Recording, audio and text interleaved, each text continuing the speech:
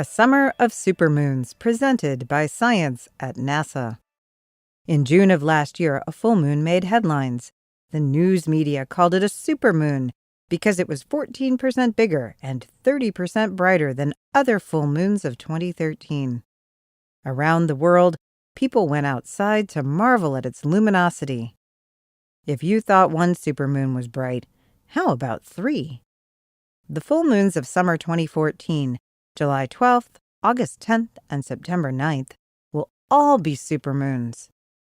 The scientific term for the phenomenon is perigee moon.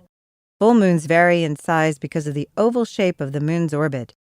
The moon follows an elliptical path around Earth, with one side, perigee, about 50,000 kilometers closer than the other, apogee.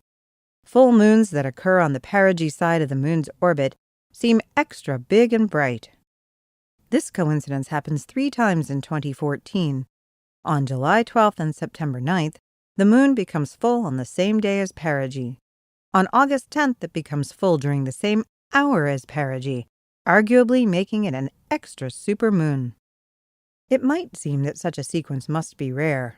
Not so, says Jeff Chester of the U.S. Naval Observatory. Generally speaking, full moons occur near perigee every 13 months and 18 days, so it's not all that unusual, he says.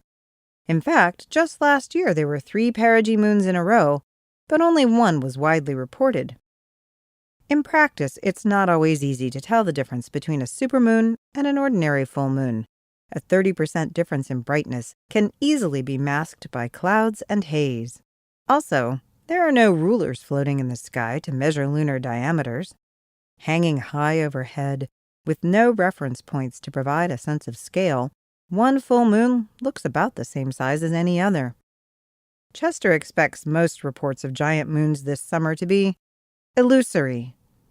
The moon illusion is probably what will make people remember this coming set of full moons, more than the actual view of the moon itself, he says. The illusion occurs when the moon is near the horizon. For reasons not fully understood by astronomers or psychologists, low-hanging moons look unnaturally large when they beam through trees, buildings, and other foreground objects.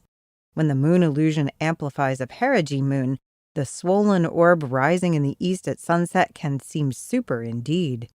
I guarantee that some folks will think it's the biggest moon they've ever seen if they catch it rising over a distant horizon, because the media will have told them to pay attention to this particular one, says Chester.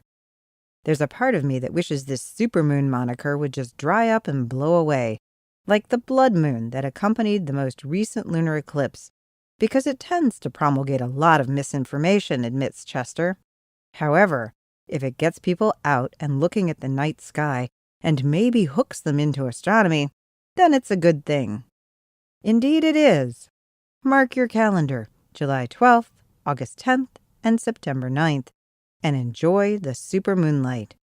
For more news about big bright things in the night sky, visit science.nasa.gov.